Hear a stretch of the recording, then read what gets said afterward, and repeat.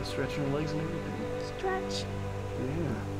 It all happened within 5 hours. It was the fastest 5 hours of my life. I hadn't felt her moving around all day, and she was usually very active. So I called the doctor, and he said, just do yourself a favor, go to the hospital, get checked out. It's probably nothing.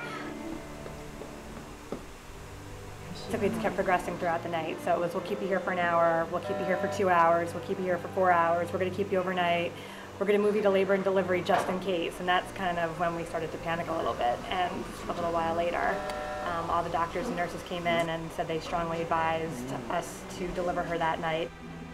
I remember asking the doctors, can you even deliver a baby this young? And we were just so horrified at it. The whole process is kind of like going into hyperdrive, and it's very surreal. You know, you're sort of expecting this baby to come several months down the road, and all of a sudden it's like, well, it's going to happen in an hour. In most cases, we can't prevent prematurity. If we knew how to do that, we would do it. A baby is considered premature at any time less than 37 weeks. So a normal gestation is considered 40 weeks, around 9 months, and under the 37th week is considered premature birth. Zoe Wells was born prematurely in, I believe, a 28-week gestation. She initially had some respiratory distress syndrome, was on a respirator machine for just a few days. So she's been breathing just atmosphere, room air, ever since, and working on learning to grow up, learning to eat, gain weight, and so forth. So, in our book, she's done very well. Hi, sweetie. Almost. There you go. And we've been really lucky. She's done everything really well so far. She hasn't had any problems or complications, or she's just kind of in here growing and getting bigger.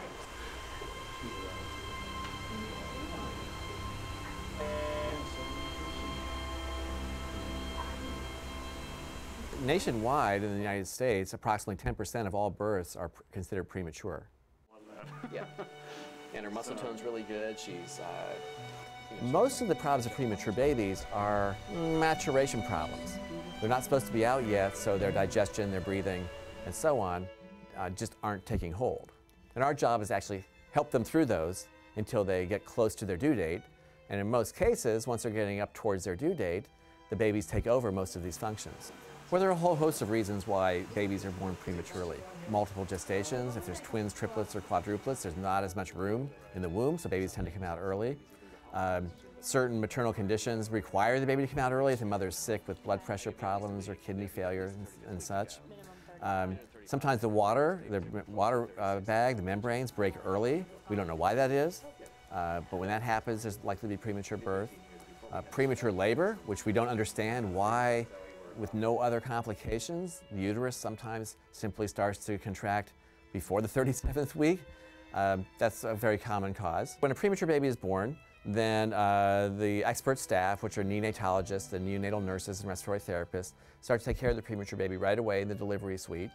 The babies are transferred readily to either a stabilization area or an intensive care unit. Initially, most premature babies are fed intravenously because they're not prepared to digest.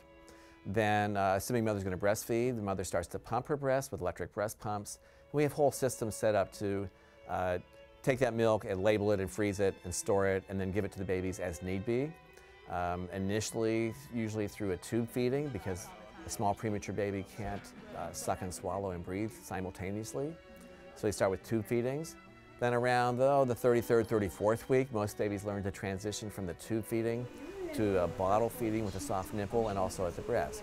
If mother cannot breastfeed or is not going to breastfeed, then we have special formulas that are made to meet the nutritional needs of premature babies. Once a premature baby is discharged home, the follow-up needs vary. Most premature babies still do need special attention, at least in the early weeks and months, watching their blood counts for anemia, which can be low, making sure their weight gain is good. Some premature babies are home on a breathing monitor. It's a risky situation, there's no doubt about it. When a baby's born prematurely, it's definitely a risky situation, and so we can't ignore that fact. Some premature babies, their lungs are underdeveloped or have other complications that we can't deal with, and some of the premature babies don't survive, of course. But for the most part, most premature babies go home and fairly rapidly get into a fairly normal existence.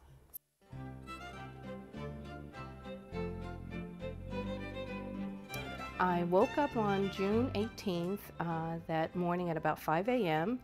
and normally I usually get up at 5, went to the bathroom and noticed lots of blood. And my gut said, let's call 911. What they did at the hospital once I arrived is examine me and realized that the placenta abrupted.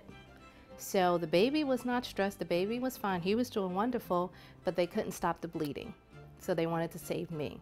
So they said we have to deliver by emergency C-section.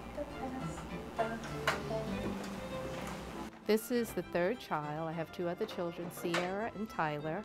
And this was the first time I had a premature baby. The other children were full term, no problems at all. He checked out of the hospital on July 28th, so he spent a total of 5 weeks there, and which he came home earlier than the normal due date. Usually prematures stay until their mature date.